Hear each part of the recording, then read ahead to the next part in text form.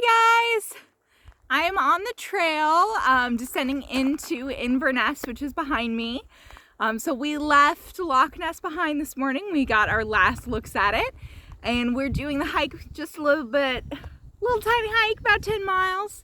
It's very relaxed, all level and downhill, back into Inverness. So we walked along kind of above the River Ness, left Loch Ness behind, and then Inverness is behind me if you can see it, and beyond it the Moray Firth, which leads to the North Sea.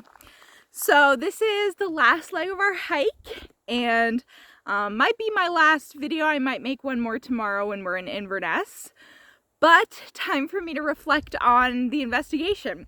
So we've spent 9 days around Loch Ness and on Loch Ness, 2 boat rides and 80 miles walking the entire perimeter of the loch, from Inverness all the way back to Inverness again, down the River Ness, around the loch, and back up the other side.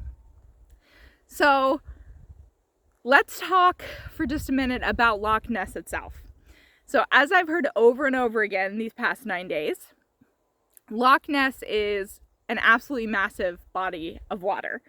You could take all the lakes, rivers, and reservoirs in England, Wales, and Northern Ireland combined, and they still wouldn't fill up Loch Ness.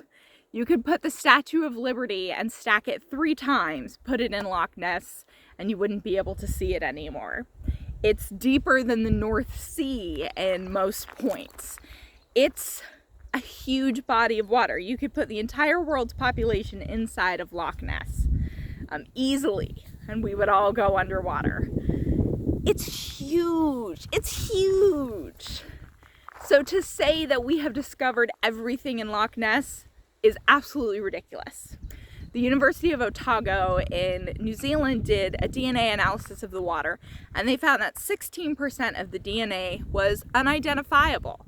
That could be tiny microbes and tiny organisms, but for all we know, there are also large unidentified organisms in Loch Ness. But what I think I'm taking away from my investigation is that Nessie is not one creature.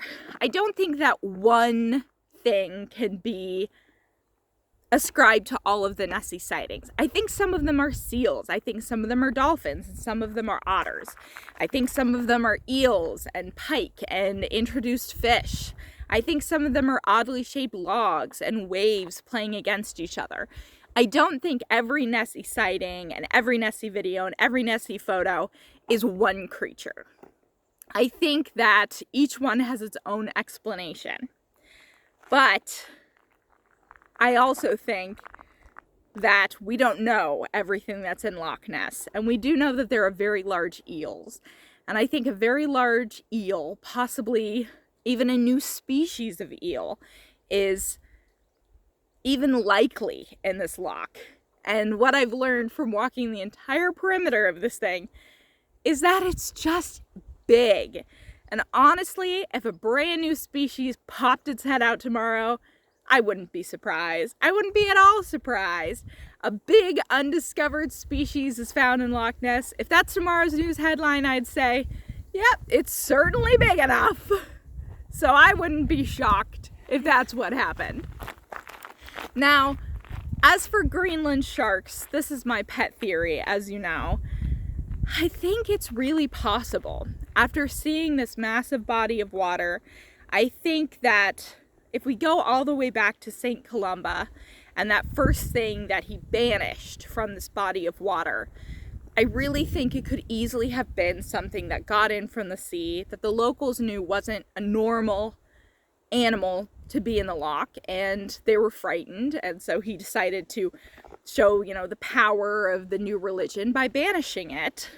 And I really think that could have been something coming in from the ocean, like a Greenland shark. And I really think that over the 1,500 years of Nessie sightings, multiple strange things could have gotten in from the ocean that could have led to some of these more earnest eyewitness accounts.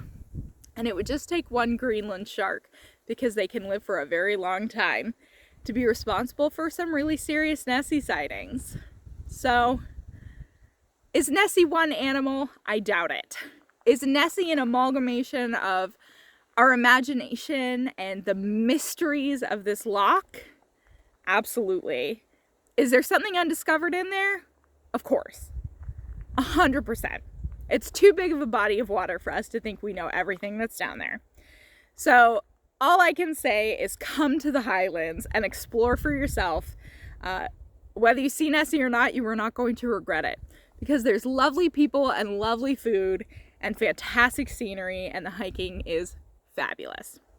So come to the Highlands, do your own investigation, and enjoy, because I have certainly had a blast. So I'll post some more photos from Inverness. In particular, I want to show you all of the lovely Nessie merchandise.